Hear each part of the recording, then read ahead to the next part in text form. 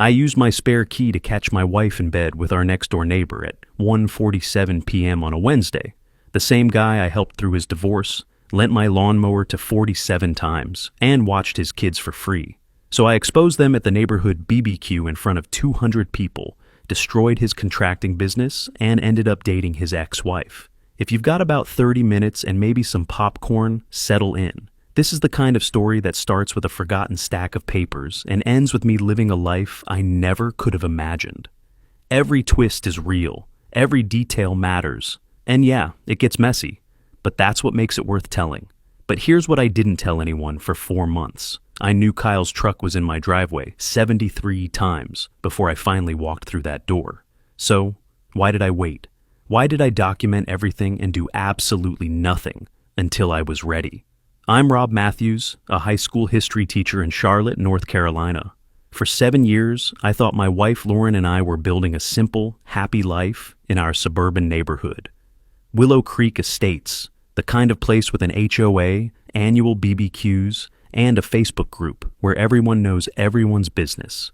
Then I used my spare key one Wednesday afternoon and discovered she'd been having an affair with Kyle Harrison, our next-door neighbor, a divorced dad I'd helped through his split, the guy I'd barbecued with, lent tools to, babysat for.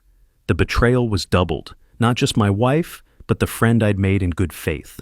What followed was a calculated multi-front revenge that destroyed his contracting business, shattered Lauren's social circle, triggered custody battles, and forced them both to face consequences in the only place they couldn't escape, home. This is about how proximity can be the cruelest punishment, and how karma sometimes has a sense of humor. Let me take you back to the beginning. Willow Creek Estates is one of those Charlotte suburbs that looks perfect on paper. 240 homes, all with the same beige siding and acceptable lawn height. Because the HOA will fine you if your grass exceeds 3 inches? I'm not kidding. We moved there right after we got married, Lauren and me. I was 28, she was 26. And we were stupid in love in that way where you think matching bath towels are the height of romance. I taught history at Lincoln High, same school I've been at for 11 years now. Lauren is, I guess, a freelance graphic designer, logos, websites, marketing stuff. She worked from home, which seemed perfect at the time. She could set her own hours, we'd have lunch together sometimes. And she was always there when I got back from school at 4. We weren't rich. Teacher's salary, freelance income, we were comfortable. We had date nights on Fridays at this Italian place called Romano's, where the pasta was overpriced, but the wine was decent. We had a routine. I'd grade papers at the dining table while she worked on her laptop in the living room. We'd watch Netflix before bed, argue about whether to get a dog, plan vacations we couldn't quite afford yet. It was boring in the best way, you know? The kind of boring that means you're stable and safe and nothing bad is going to happen. I was wrong about that last part. Kyle Harrison moved in next door about 18 months before everything exploded, February 2022, middle of winter. I remember because there was this freak ice storm and his moving truck couldn't get up the driveway, so a bunch of us neighbors helped haul boxes up the icy slope. Kyle was 37, recently divorced, and he had 2 kids, Emma, who was 9, and Noah, who was 6. Cute kids. Emma was sharp, asked a million questions. Noah just wanted to play with every dog in the neighborhood. Kyle seemed like a decent guy going through a rough patch. He owned a contracting business, Harrison Home Solutions, and drove this white Ford F-150 with his business logo on the side. Within a week of moving in, he was knocking on our door asking to borrow things. First it was a hammer, then a level, then my lawnmower because his was still packed somewhere in his garage. I kept count. I'm a teacher, counting is kind of my thing. And by the time everything went to hell, Kyle had borrowed tools from me 47 times. 47. Most people would have bought their own after like 5. But Kyle just kept asking. And I kept saying yes, because I'm an idiot who thought being a good neighbor meant something. Lauren loved him too. Not in the way I'd find out later, not yet. But she thought he was sweet, struggling, needed support. When Kyle told us about his divorce, how his ex-wife Patricia was controlling and cold and made his life hell, Lauren brought him a casserole. When he had a contractor emergency and needed someone to watch Emma and Noah for 3 hours, we did it. I helped Noah with a school project about dinosaurs. Emma asked me questions about the Civil War because she knew I taught history. They started calling me Mr. Rob. Looking back, I should have seen it then, but I didn't. I saw a guy who needed help, and I'm the kind of person who helps. That's my thing. That's what got me into this mess. Our marriage was fine. Not perfect. Whose is? But fine. Lauren and I had been together since college. We knew each other's rhythms. She liked things organized. I was more scattered. She was the planner. I was the go-with-the-flow guy. Our sex life was fine. Not fireworks, but we were in our 30s. That's normal, right? You trade passion for comfort. You trade spontaneity for Netflix and takeout on the couch. I thought we were solid. The first crack I noticed was around June 2022, about 4 months after Kyle moved in. Lauren started taking her phone everywhere, and I mean everywhere. Bathroom, bedroom when she went to grab laundry, kitchen when she made coffee. I asked her about it once, jokingly like, "What, you planning the heist of the century on that thing?" And she snapped at me, said she had a demanding client, a big project, couldn't miss calls. I believed her, because why wouldn't I? Kyle started coming over more, borrowing sugar, asking for advice on his deck project, showing up during the day when I was at work and Lauren was home. At the time, I thought it was neighborly. Lauren mentioned it casually. "Oh, Kyle stopped by to return your wrench." And I didn't think twice. Marcus, my buddy who teaches English at Lincoln, joked one day, "Your neighbor's at your place more than you are." We both laughed. Funny how jokes turn into prophecies. Our 7th anniversary was March 12th, 2023. I made a reservation at Romano's, our spot. I even got her flowers, those white roses she likes. Dinner was weird. Lauren checked her phone twice during appetizers. When I called her on it, she got defensive. "I'm allowed to have clients, Rob. I'm allowed to work." We fought. Small fight, nothing huge, but it left this residue, like the air between us had gone sour. She apologized later that night, blamed stress, and we went to bed without talking about it. That fight was the first time I thought, "Are we okay?" I should have trusted my gut, but I'm the guy who avoids conflict, who smooths things over, who says it's fine, even when it's not. So, I let it go. In April, Lauren started working out. Suddenly she's doing yoga, buying new workout clothes, getting her hair done every 3 weeks instead of every 2 months. I thought it was great. I told her she looked amazing, because she did. When she said, "I'm just tired of letting myself go," I supported it. I didn't ask why now. I didn't ask why the sudden change. I just said, "That's awesome, babe," and went back to grading essays about Reconstruction. I'm not a suspicious person by nature. I teach kids about history, about how to analyze sources and question narratives, but I never applied that to my own life. I took things at face value. Lauren said she was working late? Sure. Kyle said he was just borrowing a wrench? Cool. Emma and Noah adored me, and I adored them back? Wholesome. I had no idea I was living in a lie. The night everything started to crack, really crack, was July 15th, 2023. I came home from summer school, tutoring at 6 p.m. Kyle's truck was in our driveway, that white F-150 with the stupid logo. Lauren said he'd been helping her move a desk in her office. I walked past the living room and saw her hair was messy, her face flushed. She said she was just hot from lifting furniture. She showered immediately, which wasn't weird on its own, but combined with everything else, my stomach turned. That night, I couldn't sleep. I lay in bed staring at the ceiling while Lauren snored next to me, and I thought, what if? What if Kyle wasn't just borrowing tools? What if those client meetings weren't client meetings? What if my wife, who used to look at me like I hung the moon, was looking at someone else that way now? I pulled out my phone and started a note. July 15th, 6:04 p.m. Kyle's truck in driveway, state approx, 45 Menzulers. I told myself I was being paranoid. I told myself I'd prove myself wrong and delete the note and laugh about it later. I was right about everything except the laughing part. For the next 8 weeks, I became a detective. I left work early sometimes. I had fourth period free, so I could slip out by 1 p.m. if I wanted. I'd drive by the house, check the driveway. Kyle's truck was there a lot. A lot. I started logging every single time. Date, time, how long he stayed. I kept a spreadsheet. Yeah, I'm that guy. The guy who tracks his wife's affair in an Excel file because he's a teacher and organization is the only thing keeping him sane. The first time I drove by and saw his truck there, July 18th, 3 days after I started tracking, I sat in my car at the end of the street for 45 minutes, just watching, waiting to see if he'd come out. My heart was pounding so hard, I thought I'd have a heart attack right there in my Honda. He finally left at 2:47 p.m. I watched him drive past me, whistling, completely oblivious. I wanted to scream. Instead, I drove back to school and taught a class on the Industrial Revolution. I started noticing patterns. Tuesday and Thursday afternoons, mostly. Sometimes Wednesday. Never Monday or Friday. Those were the days I had fewer meetings and could potentially come home early. They were smart about it, calculated. That made it worse somehow. If it had been spontaneous, reckless, I could have told myself it was passion, stupidity, a mistake. But this was planning. This was a schedule. This was a choice they made over and over and over. By mid-September, I had 73 entries. 73 times Kyle's truck was parked in my driveway while I was at work. Always weekdays.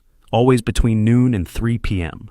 I cross-referenced it with Kyle's custody schedule. His kids went to their mom, Patricia, every other week. And guess what? The truck visits lined up perfectly with the weeks Emma and Noah weren't home. They were using his custody schedule to cheat. They were organized about it. I should have been impressed. I wasn't impressed. I was destroyed. Every number in that spreadsheet was another knife in my back. Every entry was another lie, another betrayal, another afternoon when I was teaching kids about integrity, while my wife was in our bed with the guy next door. I wasn't impressed. I was furious. But I was also calm, which scared me more than the fury. I wasn't the kind of guy to flip tables or throw things. I was the kind of guy to document everything and plan. That's what teachers do.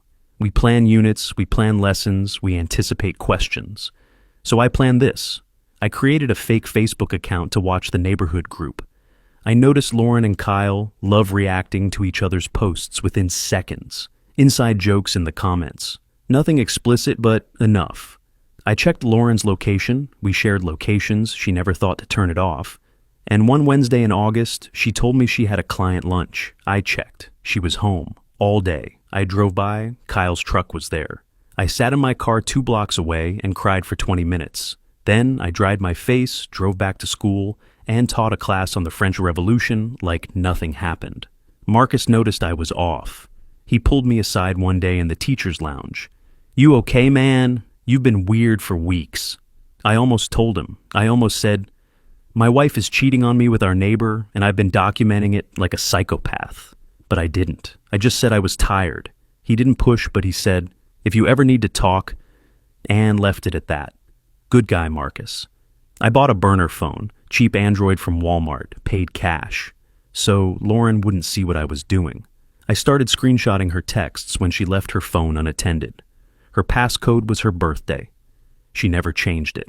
I found deleted message threads to someone saved as K in her trash folder. The messages were careful, vague.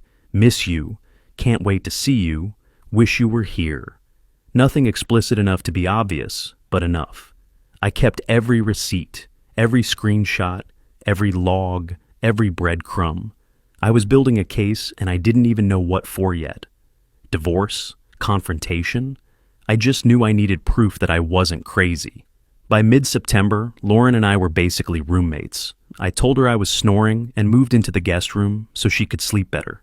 She seemed relieved. We barely touched anymore. I'd come home, we'd eat dinner in silence, she'd go to her office, I'd grade in the living room. We were living parallel lives under the same roof. I thought about confronting her. Every day I thought about it, but something in me said, not yet, not until you're ready. I didn't know what ready meant, but I knew I wasn't there yet. October 18th, 2023, Wednesday. That's the day everything became real. I'd been tracking for 12 weeks at that point. I knew Kyle would be there. It was his custody week. Emma and Noah were at Patricia's, and Lauren had told me she had a design meeting at 1 p.m. I checked her location, home. I told my principal I had a dentist appointment. I left school at 1:30 p.m. I drove home. My hands were shaking. I parked a block away because I didn't want Kyle to see my car and bolt. I walked up to my own house, my house, the one I'd been paying the mortgage on for 7 years, and I saw his truck, that white F-150, parked brazenly in my driveway like he owned the place. I reached into my pocket and pulled out my spare key. I keep it separate from my main keyring, always have. My hand was shaking so hard I almost dropped it. I slid it into the lock. The click was so loud, I swore Kyle could hear it from inside. The door opened silently. I'd oiled the hinges a month ago, because I'm the guy who fixes things, even when everything is broken. The house smelled like Lauren's vanilla candle. The AC was humming. Everything looked normal. The flower pots on the porch, the welcome mat I bought at Target, the framed photo of us from our wedding day hanging in the entryway. Normal, except nothing was normal anymore. I heard them before I saw them, voices from upstairs. Lauren's laugh, the laugh she used to give me, but hadn't in months. I walked to the stairs. I've climbed these stairs 10,000 times. I know which steps creak, the 4th and the 9th, so I avoided them. I reached the landing. The bedroom door was halfway open. I pushed it open slowly. The bed, my bed, our bed, the bed I'd been sleeping in every night for 7 years, was a mess. Lauren and Kyle were there, naked. It was 1:47 p.m. on a Wednesday afternoon in October, and my wife was in bed with the guy who lived 30 feet away. The details seared into my brain. Kyle's jeans on the floor next to my dresser. Lauren's bra hanging on the lamp my mom gave us as a wedding gift. The sheets half off the bed. The sheets Lauren insisted we buy from Pottery Barn because they're an investment. I remember thinking absurdly, I'm glad I didn't make the bed this morning. Would have been a waste. Lauren saw me first. She screamed, grabbed the sheet. Kyle froze, his face going white. I stood in the doorway. I didn't yell, I didn't cry, I didn't move. I just stared at them. Kyle tried to talk. Rob, man, I held up a hand. Don't. Lauren tried next. Rob, please, this isn't... Don't. I looked at both of them for a long moment, memorized it, filed it away. Then I said, I'll be at Marcus's. Don't call me. I turned and walked out. I got in my car, a 2018 Honda CR-V, I noted absurdly, and drove. My hands were steady. I obeyed every traffic light. At a red light, I watched a dad and his kid cross the street, holding hands, and I broke. Just for a second. One sob. Then the light turned green, and I kept driving. I showed up at Marcus's house and said 5 words. I need a lawyer. Today. Marcus didn't ask questions. His wife Sarah made coffee. I sat on their couch and told them what happened in 3 sentences. I caught Lauren cheating with Kyle an hour ago. Marcus asked what I needed. I said, a place to stay and a divorce lawyer, the meanest one you know. I stayed at Marcus's place for 5 days. I called in sick to school, used my saved sick days. I cried a lot. Sarah brought me food I didn't eat. But by day 3, my teacher brain kicked in. I pulled out my phone logs, my screenshots, my 73 truck spreadsheet. I started planning. Marcus watched me work and said, You've been planning this? Not planning, I said. Documenting. There's a difference. What are you going to do? Everything. On day 5, I met with Amanda Pierce, Marcus's cousin-in-law. She's a family lawyer. A shark, Marcus said. She looked through my evidence, every log, every screenshot, every detail, and said, This is the most well-documented case I've seen in 15 years. North Carolina is a fault state. Adultery is grounds. We'll destroy her in court. I asked about Kyle. He's not married to you, Amanda said, so legally he's just collateral. But North Carolina has alienation of affection laws. You can sue him for damages. We can also mention him in proceedings, which will make things uncomfortable. Good, I said. I want uncomfortable. Amanda advised me to move back into the house. I resisted. I couldn't be near Lauren, but she explained, if you leave, you forfeit leverage. Stay. Make her uncomfortable. Document everything. I realized proximity is a weapon. I moved back in on October 26th. Lauren was shocked. She tried to talk. I ignored her. I slept in the guest room. I worked late. I barely acknowledged her. I was a ghost in my own house. And I was still next to Kyle. Every morning, I'd see him in his driveway getting into his truck. I'd wave. Hey, Kyle. Cold. Pleasant. Like nothing happened. It was psychological warfare. And I was winning. I spent the next 3 weeks planning my revenge. I had a notebook hidden in my car where I outlined everything. 3 phases. Phase 1, legal destruction. File fault-based divorce. Use North Carolina's alienation of affection law to sue Kyle for damages. Get everything. House, savings, alimony. Phase 2, social exposure. The neighborhood's annual school BBQ was November 15th. Perfect timing. 200 plus people attend. Parents, neighbors, Kyle's clients, community members.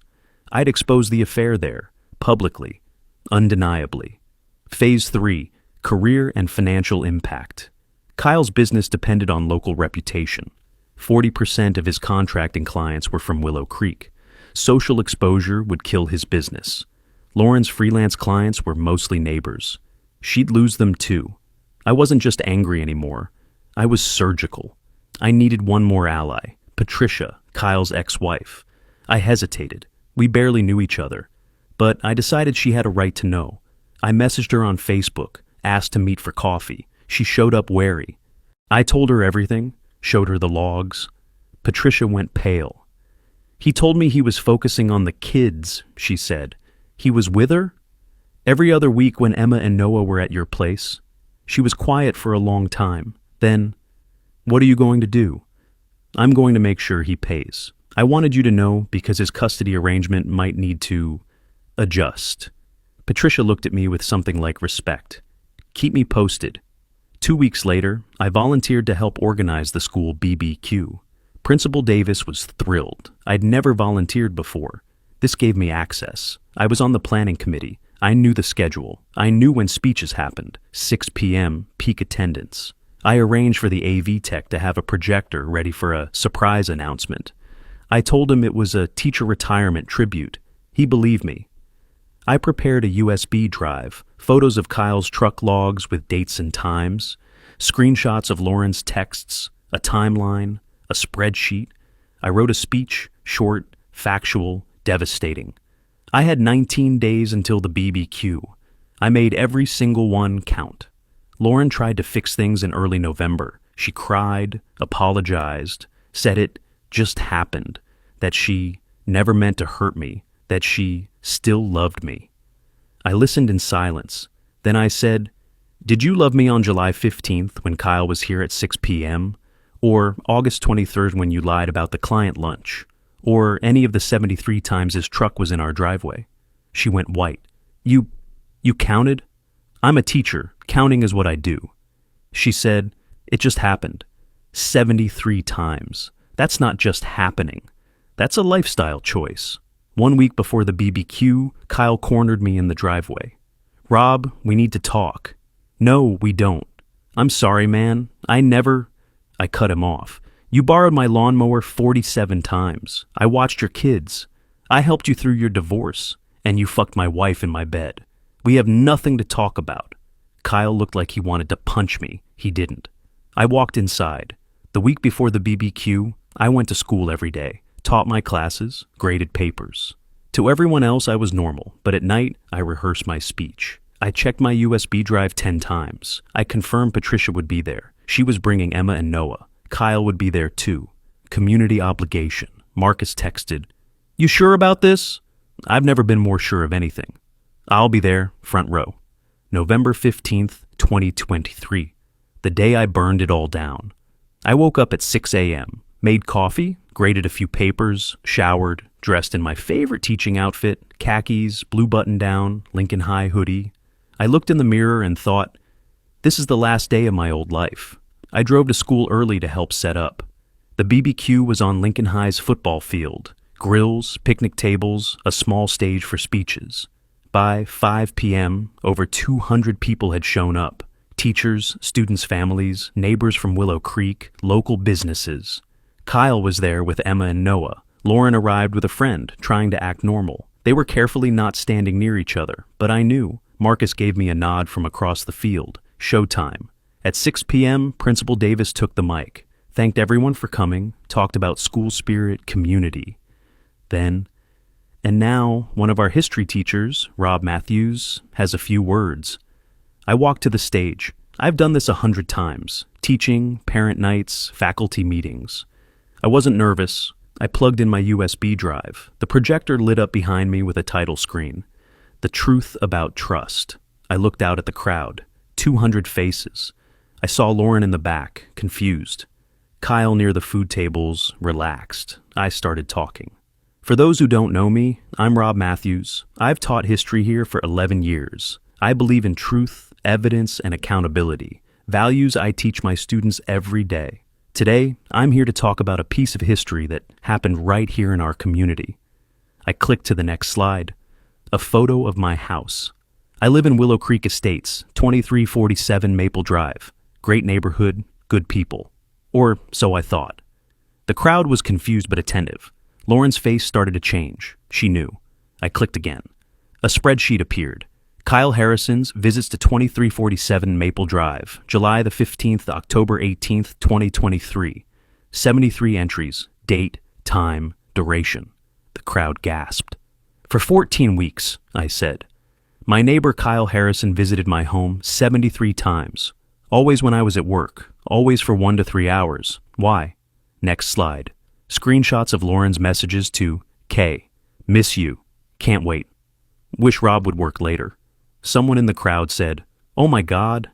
For 11 months, I continued, my wife Lauren and my neighbor Kyle carried on an affair.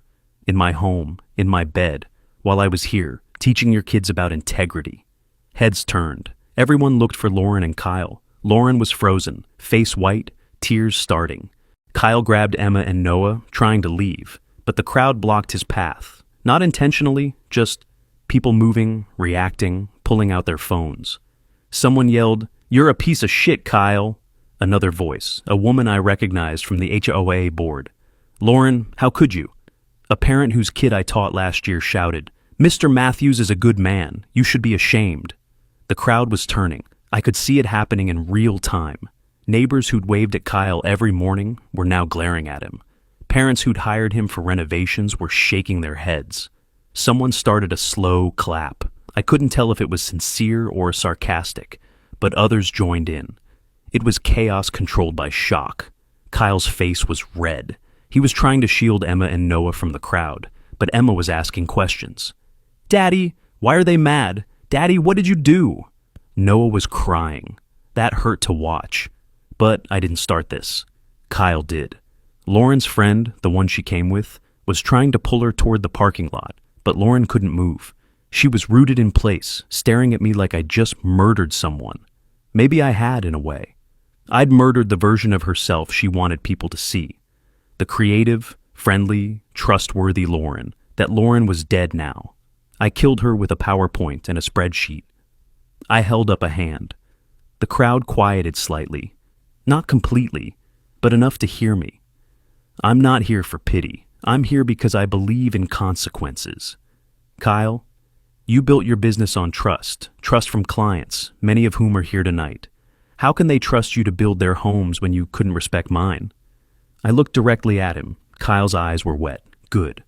Lauren, you built your career on creativity, but I guess the most creative thing you did was lie to my face for almost a year. I heard murmurs of agreement. Someone said, "Tell him, Rob." Another person. About time someone stood up. Final slide. I'm filing for divorce on grounds of adultery. I'm also pursuing a civil suit against Kyle Harrison under North Carolina's alienation of affection law. Thank you for your time.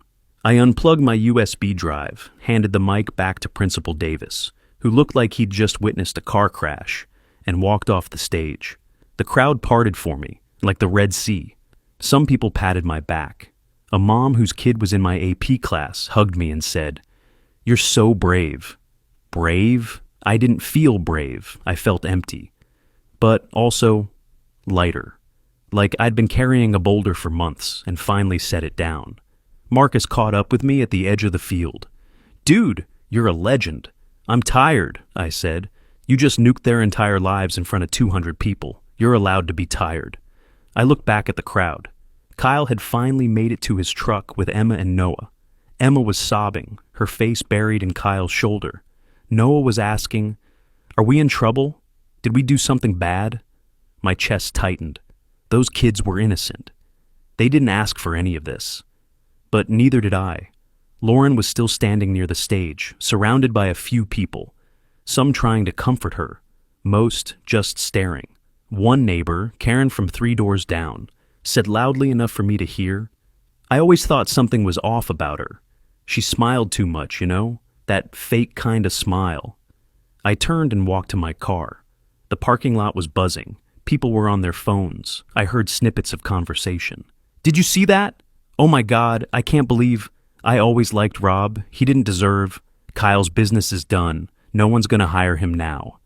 I got in my car, closed the door, and sat in silence for a minute. Then I started the engine and drove home. I drove home, sat in my driveway for 20 minutes. Then I walked inside, poured a whiskey, and waited for the world to catch fire. It did. By the next morning, the neighborhood Facebook group had exploded. I didn't even have to check it myself. Marcus screenshotted it and sent it to me. 50+ posts and comments within 12 hours. Some supported me. Rob Matthews is a class act. I can't believe they did that to him. Some attacked Lauren and Kyle. How could they be so selfish? And with kids involved. Some just gossiped. I always knew something was weird when Kyle's truck was there so much. I thought he was doing work for them. The posts got brutal. Someone commented, Kyle's business is called Harrison Home Solutions, but apparently he was solving his own problems in Rob's home. Another, Lauren's portfolio says she designs authentic brands, but there's nothing authentic about her. People were vicious in that way that only neighbors who've been waiting for drama can be. The moderators tried to lock the group, but it was too late. Screenshots had already spread to other Charlotte community groups. Nextdoor, Twitter. Someone even posted it on TikTok with that dramatic voiceover AI. And then he showed them the receipts. It had 50,000 views in 2 days. I didn't post any of it. I didn't have to. I lit the match, the neighborhood poured gasoline, and watched it burn. Within 2 weeks, Kyle started losing clients. I didn't track it deliberately. People just told me. Marcus heard from a parent at school that Kyle lost a $30,000 deck project. A neighbor mentioned her cousin was canceling Kyle's contract to finish their basement. By week 3, I counted 8 lost contracts from people in Willow Creek alone. That was 40% of his active projects, gone. Kyle posted a desperate apology on his business Facebook page. I saw it because someone forwarded it to me. I made a personal mistake, it read, but my professional work stands. I've been a contractor for 15 years with excellent reviews and a commitment to quality. I hope you'll judge my business on its merits, not on my personal life. The comments were merciless. Your personal life reflects your character, and your character is garbage. I wouldn't trust you to build a doghouse. How can we trust you'll show up when you were sneaking around behind your neighbor's back? His Google reviews tanked. People who'd never even hired him left 1-star reviews. Unethical. Homewrecker. Can't be trusted. I didn't do that.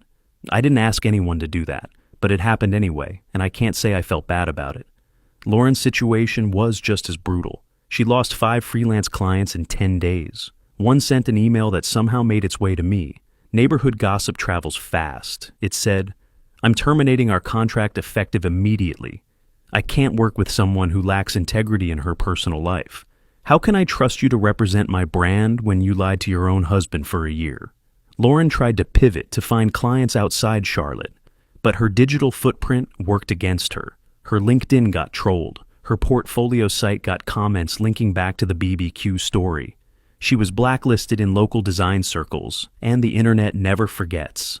She knocked on my door one night in mid-December. I hadn't changed the locks yet. Stupid of me, honestly, so she just walked in. She looked like hell. Hair unwashed, dark circles under her eyes, wearing sweatpants and a hoodie I recognized from college. Are you happy? She said. No greeting, just that. Are you happy now? I was grading papers at the dining table. I set down my pen. No, I'm not happy. I'm not anything. You destroyed my life. Kyle's life. Those kids' lives. I didn't destroy anything, I said, keeping my voice calm. You did. I just made sure people knew. You didn't have to make it so public. You humiliated me in front of everyone I know. You humiliated me for 11 months. I just returned the favor in one night. She started crying. Real, ugly crying. Part of me wanted to comfort her. That's who I am. That's what I do. But I didn't move. She said, I know I hurt you. I'm so sorry. I never meant for it to go this far. But what you did, this is too much. You're cruel. You're vindictive. This isn't who you are. I stood up. You don't get to tell me who I am anymore. You lost that right. Rob, please leave. She stood there for a minute, wiping her face with her sleeve, looking at me like she was hoping I'd crack, hoping I'd forgive her, or at least show some emotion other than cold indifference. But I didn't. I just stared at her until she turned and walked out. After she left, I sat on the couch and felt nothing. I thought I'd feel satisfaction. I thought I'd feel vindicated. But I just felt empty. That night, I changed the locks. All of them. New deadbolts, new keys. I sat on the floor with the old locks in a pile next to me and thought, this is what closure looks like, hardware from Home Depot. The divorce proceedings were brutal. Amanda Pierce, my lawyer, was everything Marcus promised, a shark in a pantsuit. Our first court date was in January. Lauren's lawyer tried to argue for a 50-50 split of assets, claiming Lauren contributed equally to the marriage. Amanda pulled out my evidence, the logs, the screenshots, the timeline. North Carolina is a fault state, meaning adultery matters in divorce court. The judge was a woman in her 60s who looked at Lauren over her reading glasses and said, Mrs. Matthews, your choices have consequences. I got the house, 70% of our savings, and, this was the part that felt surreal, Lauren was ordered to pay me spousal support for 2 years. Not a lot, just $500 a month, but it was the principle. She made more as a freelancer than I did as a teacher, and the judge factored in her adultery. Amanda called it punitive alimony. I called it karma. Lauren moved into a tiny apartment in South End across town. I heard she was barely scraping by. Her parents, who'd helped with our down payment, sued her separately to recover their money. She lost that too. The alienation of affection lawsuit against Kyle was even more satisfying. North Carolina is one of the few states that still allows you to sue your spouse's affair partner for damages. It's an old law, almost archaic, but it works. Kyle's lawyer tried to settle immediately. They knew they'd lose in court. Kyle paid me $25,000, everything he could afford after losing his business. I put it in a savings account and didn't touch it. Blood money. Patricia filed for an emergency custody modification the same week as my BBQ exposure. She cited moral unfitness and instability, Kyle's affair during their separation, his financial collapse, the community scandal. The family court judge was sympathetic. Kyle's custody dropped from 50-50 to every other weekend only. Emma and Noah would primarily live with Patricia now. Kyle was devastated. I heard through neighborhood gossip that he'd broken down in the courtroom, sobbing, begging the judge to reconsider. The judge said, "You made choices, Mr. Harrison. Now you live with them." Patricia texted me after the hearing. "Thank you. I couldn't have done this without your evidence." I replied, "The kids deserve stability. That's all that matters." But it wasn't all that mattered. Not really. Because 4 weeks after the BBQ, Emma found out the full details. She was at school, 4th grade, Mrs. Peterson's class. Kids talk. Kids are cruel. Someone's older sibling had seen the Facebook posts, and the story trickled down to the elementary schoolyard. A boy told Emma, "Your dad is a homewrecker." Emma didn't know what that meant. She asked her friend. The friend said, "It means he did bad stuff with someone's wife." Emma went home confused. She asked Patricia. Patricia tried to explain gently. "Daddy made some mistakes, sweetie, but Emma is smart. Too smart." She said, "Can I see?" Patricia should have said no, but Emma insisted and Patricia was exhausted. So she showed her one Facebook post. Just one, a sanitized version, but Emma grabbed the tablet and started reading other posts, comments, screenshots, details no 9-year-old should ever see about her father. Patricia called me that night. "Emma knows everything. She read the Facebook posts. She's been crying for 3 hours. She's asking me if her dad is a bad person, and I don't know what to tell her." My stomach dropped. "I'm so sorry. I didn't think—" "Nobody thinks about the kids, Rob. That's the problem." She hung up. I stared at my phone for a long time, then I threw up. Literally threw up in my kitchen sink. I caused this. Emma's pain, Noah's confusion, I caused it. Kyle deserved consequences, but Emma, she was innocent. That was the first time I questioned what I'd done. A week later, it got worse. Kyle had a breakdown in front of his kids. It was his scheduled weekend with Emma and Noah. his first visit since the custody change. He picked them up Friday night, and by Saturday morning, neighbors heard shouting from his house, loud, guttural sobbing. Then silence. Patricia showed up at noon. Kyle's front door was open. Emma and Noah were sitting on the front steps, scared and confused. Kyle was inside, sitting on his living room floor, surrounded by broken glass. He'd smashed his phone, a picture frame, a coffee mug. He was crying so hard he couldn't breathe. Emma said, "Daddy scared us." Patricia got an emergency protective order that afternoon. Kyle was ordered to stay away from the kids until he completed a psychological evaluation and attended therapy. Emma and Noah didn't see him for 6 weeks after that. Kyle's house went dark. Literally dark. He stopped turning on lights. I could see from my bedroom window. His house was just a black shape at night. I saw him once during the day through his kitchen window. He was sitting at his table, staring at nothing. Just staring. I thought about going over there, checking on him, but I didn't. What would I even say? I caused this. Part of me thought he deserved it. Part of me wondered if anyone deserves to break like that. I started seeing a therapist in December, Dr. Helen Park, trauma and betrayal specialist, Marcus insisted. He said, "You just nuked your entire life. You need professional help processing that." I resisted for 2 weeks, then finally called. Dr. Park was in her 50s, Korean American, with this calm energy that made me want to both open up and run away. Our first session, she asked me to tell her what happened. I gave her the short version. She listened without interrupting. When I finished, she said, "Do you regret what you did?" "No, yes, I don't know. They deserved consequences." "And the children?" I was silent. She said, "Revenge is a fire. It burns what you want it to, and sometimes more." I left that session feeling worse, not better. But I kept going back. By January, I had a routine. Therapy every Tuesday at 6 p.m., school Monday through Friday, grading papers at night. I stayed in my house. Kyle had moved out in December, couldn't afford it, sold at a loss to some young couple who had no idea about the drama. They seemed nice. I didn't tell them anything, not my story to tell anymore. I redecorated, painted the bedroom a different color, sage green instead of the beige Lauren had insisted on. Bought new sheets, new comforter, threw out the old ones. I couldn't sleep on them anymore, couldn't even look at them without seeing Kyle's jeans on the floor. I adopted a dog from a rescue in late January. A mutt, part lab, part who knows what. 3 years old, named Benny by the shelter. He was calm, house-trained, and didn't ask me any questions. Perfect companion. Marcus joked, "You're officially starting over." "Feels more like crawling out of a hole," I said. But yeah, in therapy, Dr. Park asked me in February, "What did the revenge give you?" I thought about it, really thought. Validation, I guess. Proof I wasn't crazy. Proof that what they did was wrong and that it mattered. People saw it. People knew. And now, 3 months later, I don't know, I don't think about them every day anymore. That's something, right? That's growth, she paused. But do you think about Emma, about what she saw? I felt tears prick my eyes. All the time. That's growth too, accountability.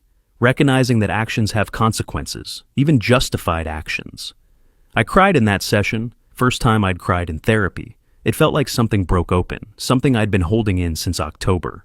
I cried for Emma, for Noah, for the mess I'd made trying to clean up someone else's mess. I threw myself into teaching, started a new AP history elective on modern American history, mentored a kid named Jaden who was struggling, rough home life, parents fighting, reminded me of myself in a way.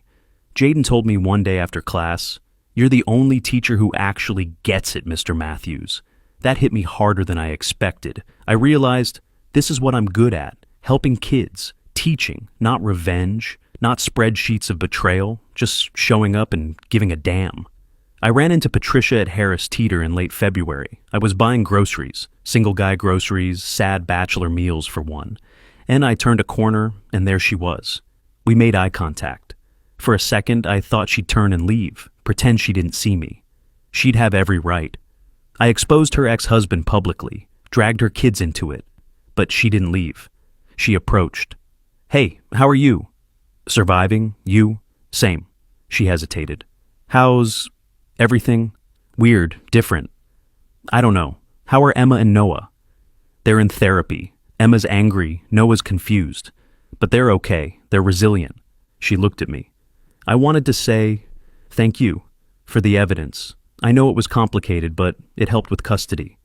I'm sorry about Emma, about the Facebook posts. I didn't think. None of us did. She smiled sadly. But she'll be okay. Kids heal. Slowly, but they do. We stood there in the produce section for a minute, surrounded by apples and oranges, and I thought, this woman gets it. She's been through the same hell, maybe worse. She doesn't hate me. She doesn't pity me. She just understands. We should grab coffee sometime, she said. If you want, no pressure, just, I think it might help to talk to someone who knows. I'd like that.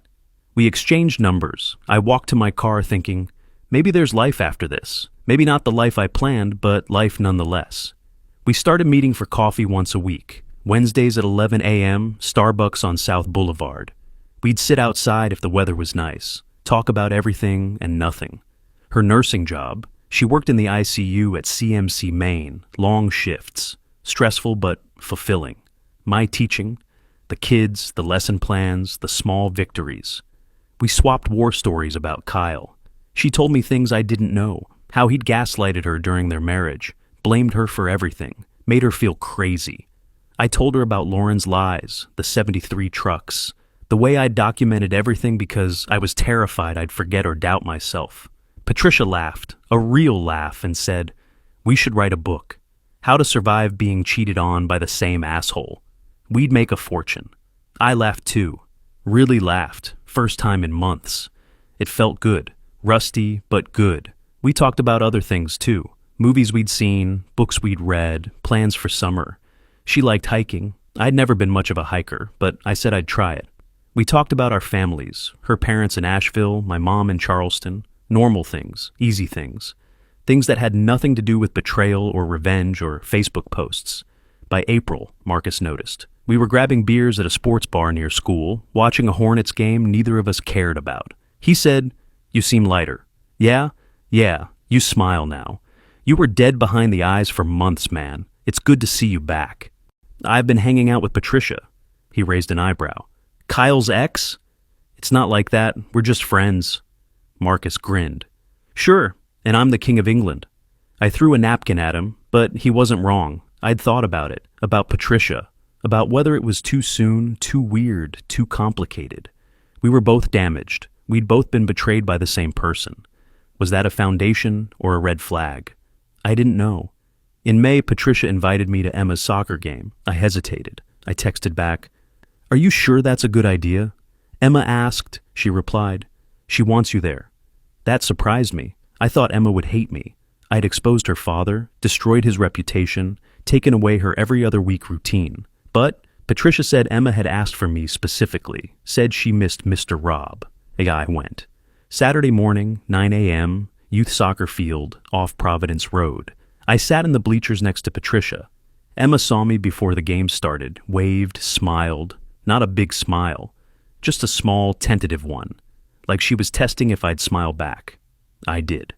After the game, Emma's team won 3-2. She scored 1 goal. Noah ran up to me. Mr. Rob, did you see me? I played goalie.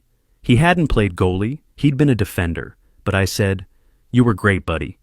Emma was more reserved. She walked over slowly, said, thanks for coming. Of course. You played awesome. She looked at me. Are you still mad at my dad? I knelt down to her level, looked her in the eyes. I'm not mad anymore, Emma. I was hurt, and I did some things I'm not totally proud of.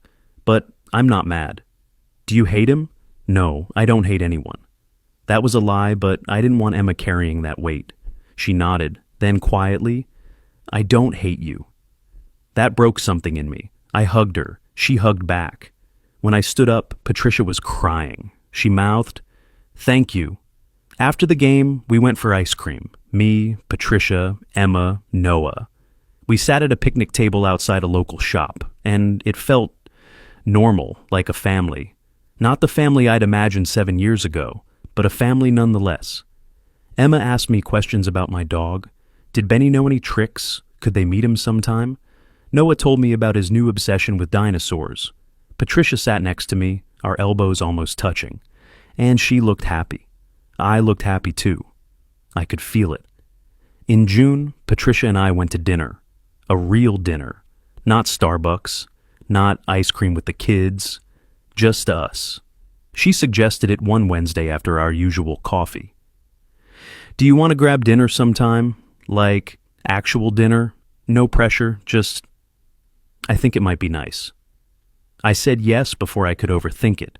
We went to a restaurant in Dilworth. Nice, but not fancy. The kind of place where you can wear jeans but still feel like you're trying.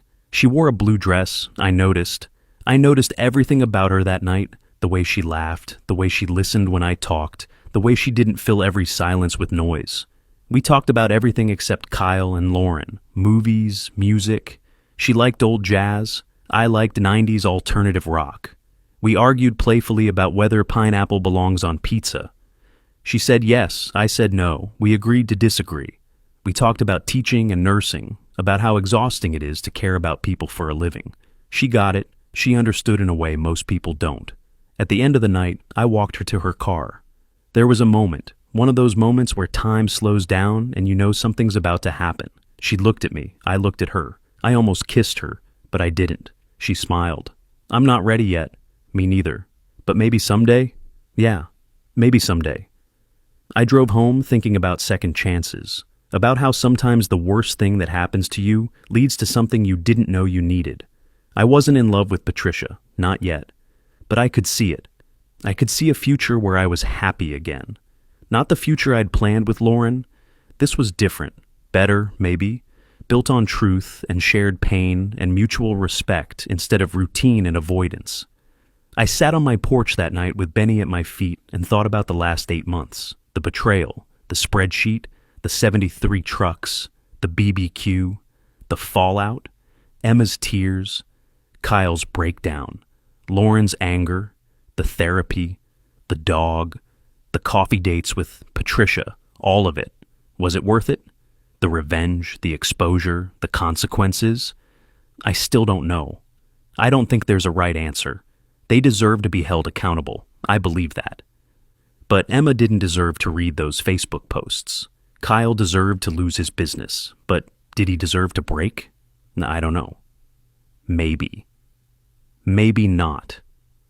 What I do know is this. Revenge doesn't heal you. It validates you. It gives you proof that you were right, that you weren't crazy, that the world saw what you saw. But it doesn't make you whole again. Only time does that. Time and therapy and new relationships and choosing to move forward instead of staying stuck in anger. I kept every receipt for a year, every log, every screenshot, every piece of evidence. I weaponized it. I used it to destroy 2 people and protect myself. And it worked. I won. But winning didn't feel the way I thought it would. It felt hollow. Necessary, but hollow. The thing that actually healed me, teaching Jaden about the Reconstruction era and watching him light up when he understood. Adopting Benny and taking him on walks every morning. Sitting across from Patricia at Starbucks and laughing about stupid things. Seeing Emma wave at me from a soccer field. Small things. Normal things. Things that had nothing to do with revenge. One evening in late June, I was cleaning out my desk and found the spare key, the one I'd used on October 18th, 2023, to walk through my door and discover the truth.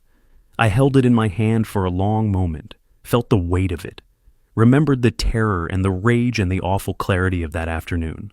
Then I walked to my kitchen, opened a drawer, and dropped it in next to a new set of keys. Keys to Patricia's house. She'd given them to me the week before. Just in case, she'd said. In case you ever need a place to be. I closed the drawer and smiled. Sometimes you need a key to unlock the truth, but you don't need to carry it forever. Fast forward to April 2025, 18 months after the BBQ that changed everything. Patricia and I had been officially dating for 6 months. We took it slow. Therapy for both of us. Long conversations about what we wanted, what we feared, what we could handle. We weren't kids. We knew what betrayal looked like. We knew how easy it is to mess things up. So we were careful, intentional. It was the healthiest relationship I'd ever been in. I spent most weekends at her place with Emma and Noah. They called me Rob, not Dad. I never asked them to call me anything else. Kyle was their father, broken as he was. But I was there. I helped with homework. I went to soccer games. I taught Noah about dinosaurs. Turned out he was obsessed with the Cretaceous period. Emma asked me questions about history, about the civil rights movement, about why people do bad things. I answered honestly, without sugarcoating, but gently enough that she could understand. Patricia told me one Saturday morning while we were making pancakes, "You're the healthiest relationship I've ever had." "Same," I said, and I meant it. I haven't seen Lauren in over a year. Last I heard, she moved to Greensboro, got a job at a marketing firm, was rebuilding her life. Good for her. I mean that. I don't wish her ill. I don't wish her well. I just don't wish her anything. She's irrelevant. Indifference is the final stage of healing. Kyle moved to Raleigh, rebuilt his contracting business under a new name. He sees Emma and Noah twice a month. Court-ordered visitation. The kids say he's better. He went to therapy. Stopped drinking. He's trying. I respect that from a distance, but I have no desire to reconnect.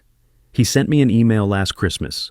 "I know I can't undo what I did. I'm sorry. I hope you're doing well." I read it, didn't reply, deleted it. That chapter is closed. I still live in Willow Creek. Same house, same job. Benny is a year and a half old now, 70 pounds of pure love and terrible breath. I was nominated for Teacher of the Year at Lincoln High. Didn't win, but the nomination meant something. My students made me a card that said, "Best teacher ever. Thanks for not making history boring." I cried when I read it. The neighborhood has moved on from the scandal. There's new drama now. Someone's fighting about fence heights. Someone else didn't mow their lawn in the HOA-approved time frame. I'm just Mr. Matthews the history teacher again. Normal, anonymous, in the best way.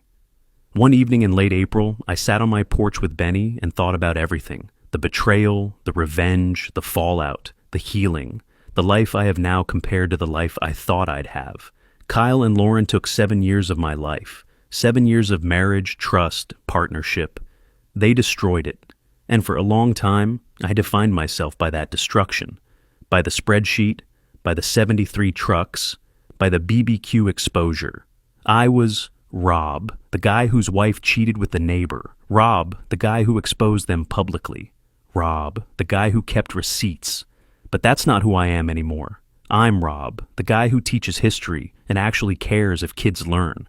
I'm Rob, the guy who adopted a dog that farts in his sleep.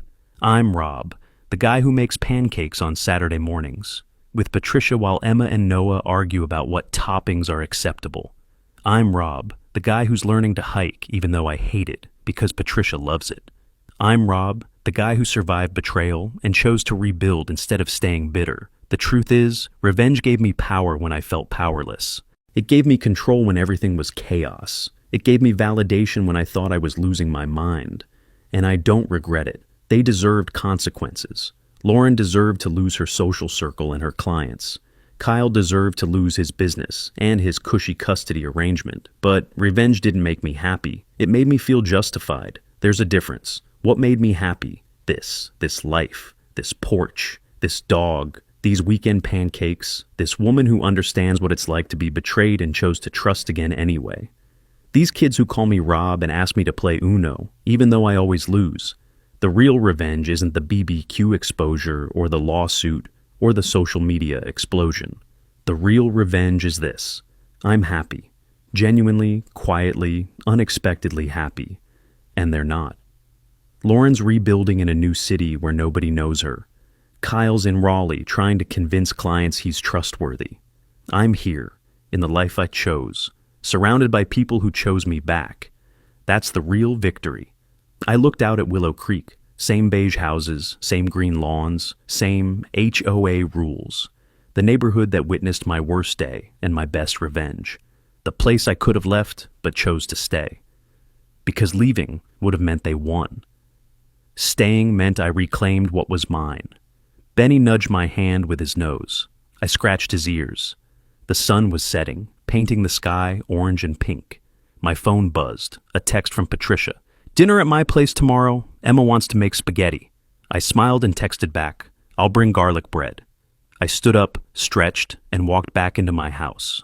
The house I repainted, the house I reclaimed, The house that used to be a reminder of betrayal, but was now just home. I closed the door behind me, locked it with the new locks. The old spare key was still in that kitchen drawer, buried under takeout menus and batteries. I hadn't looked at it in months, didn't need to. That key opened a door to the truth once, but I didn't need it anymore. I had new keys now, to Patricia's house, to a new life, to a future that wasn't defined by what I lost, but by what I found. Yeah, I kept every receipt. For a year, I kept every log, every screenshot, every piece of evidence. I used them to fight back, to reclaim my power, to prove I wasn't crazy. But at some point, you have to stop keeping receipts. You have to stop keeping score. You have to choose to live instead of just survive. I chose to live. And that's the happiest ending I could have imagined.